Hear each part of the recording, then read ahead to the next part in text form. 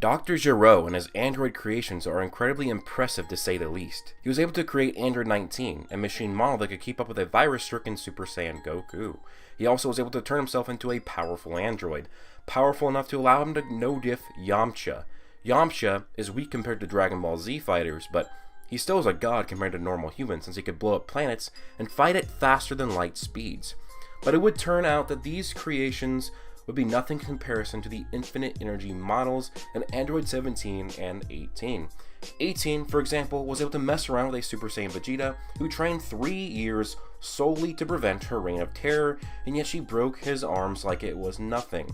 Now, there have been many moments where this type of logic-breaking technology could have been used in the series. Now, what if in the aftermath of the defeat of the Red Ribbon Army, Bulma stumbles upon Gero's plans and research for the androids, attempting to reverse engineer the technology for herself and her family's wealthy company? And what if before Goku's final breath after the battle against his brother Raditz, Bulma would arrive just in time and aid Goku with the life-saving technology from Dr. Gero?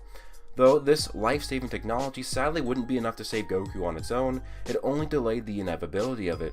Though history is filled with science delaying inevitabilities, Bulma would use her experimental reverse-engineered technology from Gero and would forge Goku's body artificially into that of an android. While Bulma works on the experiment to save Goku, Piccolo trains Gohan and the rest of the Z-Fighters do their training upon the lookout. After 11 months of surgeries, implants, and experimental procedures, Goku's new body would finally be completed and he could finally feel himself once more.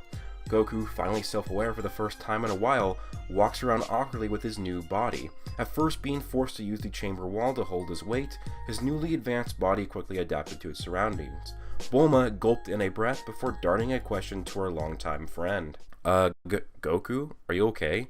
Dazed and confused, he shuffled his feet beneath him and turned around to face the voice that beckoned him. But Bulma? Goku's eyes flared from the seemingly familiar sight of the girl's pretty blue hair.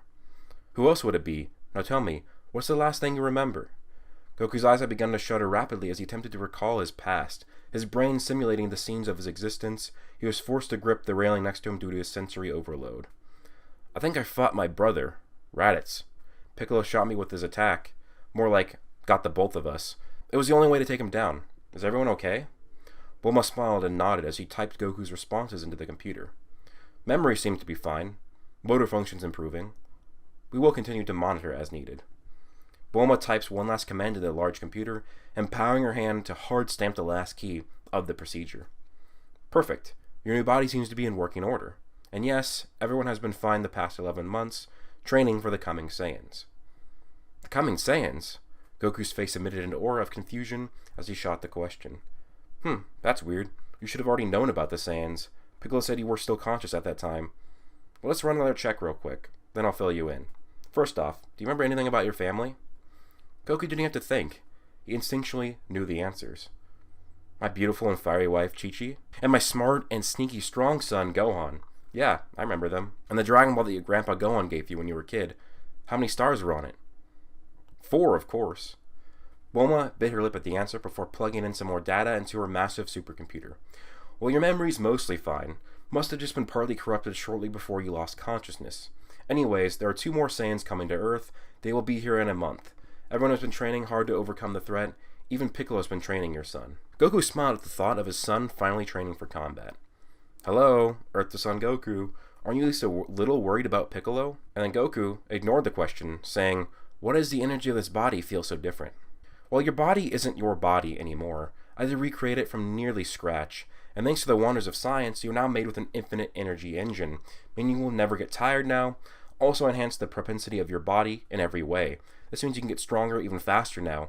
Not only that, you should be much stronger than last time. The simulations, they went quite well. Goku looked over his body as his arms moved around in the air. He analyzed the tips of his fingers diligently. I can't even tell the difference. This looks and feels just like my old body. You really are quite amazing, Bulma. Well, if it wasn't for the research of Before Bulma could finish her sentence, Goku had thrust himself into the air and burst through the ceiling as he zipped through the sky. Bulma looked down at her computer as the progress on the screen had flickered red, a caution sign beginning to fill the screen. Bulma squinted her eyes tight and looked down at the floor. Piccolo was eyeing the flickering light path of the young Saiyan hybrid as he blitzed towards him with fury.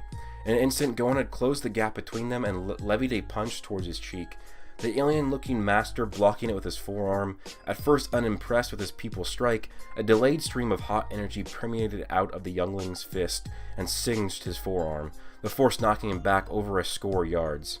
It was in nearly every one of Gohan's seemingly innocent strikes. The raging fury trailed behind him. Gohan noticed his strike wasn't enough to fully break his master's guard. He used the momentum from his swinging body to kick himself through the air towards his master.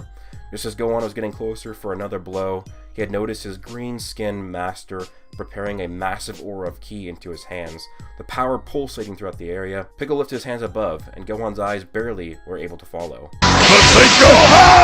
Piccolo released the powerful beam of energy at his student. The surge of light ripped across the sky as it reflected off of Gohan's eyes. The young boy had noticed the attack too late, and thus had no recourse in order to block the faster-than-light attack, let alone launch a counter-offensive. Gohan could only simply wait for the pain to arise, and thus would begin another recovery process until he would be good enough to spar once more.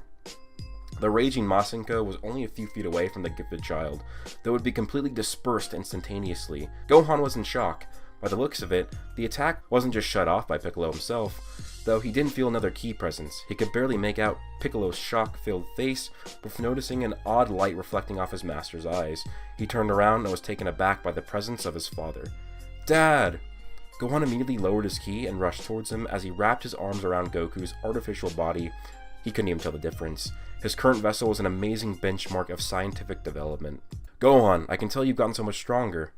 You've gotten even bigger, too. You're gonna be just like me. I'm so proud of you."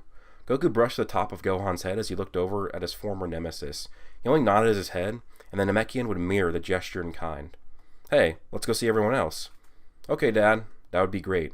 With his arm wrapped around his son's shoulder, Goku rocketed into the sky towards the lookout, his son in tow. Piccolo looked at the trail of light until it faded into the bright blue sky. He had thought it a peculiar scenario, how his rival didn't emit an aura of ki for him to sense. The Namekian looked into the palm of his hands before gripping them hard and flexing his musculature. He had gotten more than several times stronger in the last 11 months, but thanks to his rival's new body, he had no idea if he would defeat him after the coming conflict. He let out a loud scream as his aura of light expanded around him violently. Krillin and Tien were the last two standing in the training exercise known as Battle Royale. Chaozu, Yamcha, and Yajirobe lay unconscious dozens of feet away. The two bald warriors locked eyes, their concentration combining with their ki in an attempt to predict the next move. Krillin was concerned with his low remaining ki. The concern was minor due to Tien's ki being even lower. Krillin had stood back and let Tien do most of the fighting. The short bald man had only fought when he needed to, pretended he was trying in the beginning stage. "Looks like it's just the two of us once again. This means another victory for me. You could never defeat me, Krillin." Tien flexed his lats as he extended an additional 2 arms. He lunged forward his opponent with his 4 arms. Krillin had seen Tien use this very move against him several times, and it was successful as many times as it was used. Though thanks to the repeated failures while encountering it, Krillin was able to come up with a plan to counter it. As always, Tien struck with the bottom right arm first. The added length had caused him to maintain a certain posture. Krillin faced his body parallel to Tien, sliding past the attempted blow. As always, Tien would answer the dodge with a forearm blow from his top left arm. Krillin dodged this as well as he twirled his body to land his shins on the side of the forearm, both negating the blow and transferring the energy from it into his legs and the momentum, allowing him to spin faster than he could even propel himself naturally. As his head began churning towards the sky, he emitted 2 destructo discs above his palm, slicing away at the added limbs. Tien was taken off guard from the successful counter as blood shot from the open wounds, bits of his ki escaping along with it. With Tien's ki lessened, Krillin now had the upper hand and quickly wrapped his glowing hands around the open ends of Tien's 3rd and 4th arms. As Krillin's foreign ki rushed into Tien's body, it overloaded it and knocked him out of consciousness. Finally, Krillin had bested his new rival. He thrusted his arms into the air in triumph, and just as he was about to let out a cheer of joy, was interrupted by some familiar voices. "Wow, Krillin, good job." The father and son had echoed in unison. "Oh hey, Gohan. Goku, you're back? Wow, you look good as new. Why can't I feel your presence?" "Well, Bulma made me a new body. Apparently it works weird with ki. It seemingly just completely transfers ki into a completely new energy source, so you guys can't sense because technically I don't have ki anymore." "Man, Chi-Chi must have been happy to see you." Actually..." Goku awkwardly rubbed the back of his neck, his elbow pointing up into the sky. "Wait, what? Are you telling me that you didn't go see Chi-Chi right away? That's a recipe for disaster. Krillin's warning was silenced by the whirring noise of a skycraft that aggressively landed on the ground. Out galloped an attractive woman with dark hair. Oh my, Goku, you're okay. You're still you. I thought that blue hair was going to turn you into some robot or something. My goodness, you have grown, my little Gohan.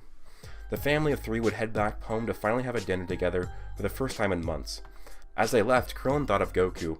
He had never even hoped of surpassing his friend, though he had wondered if his new body of science would lead him to new echelons of power. With Goku, a little bit of the fear of the Saiyans had reduced, though he couldn't help but notice the difference in Goku's presence. Krillin couldn't help but wonder if his friend was still the same person deep down. In the final weeks before the Saiyans arrived, Goku had joined in training with the rest of the Z Fighters. His power grew rapidly in that short time frame thanks to his new body, and with Goku being present towards the end of the training, every Z Fighter became much stronger than they were in the original timeline against the arriving Saiyans. On the final day of training, Goku was quiet. He only sat down on the ground as everyone trained around him. His eyes were glowing beneath his closed eyelids. As 2 shooting stars raced across the sky, Goku opened his eyes slowly, his tight jaw displaying his serious intent. They're here.